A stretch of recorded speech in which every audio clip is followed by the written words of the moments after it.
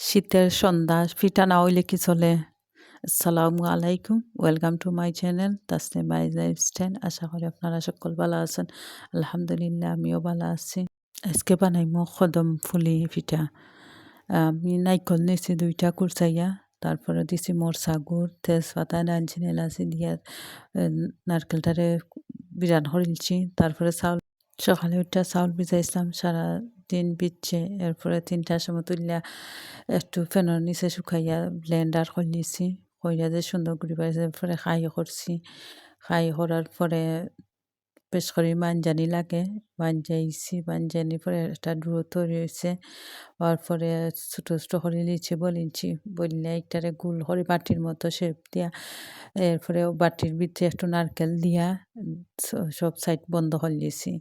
বন্ধ করার পরে গোল করিয়া কদমর সাইজ ডিজাইন দিলাইছি। কদমর ডিজাইন দেওয়ার পরে চাউল, পোলাওর চাউল আছিল, কিছু চাউল ভিজাইয়া রাখছি।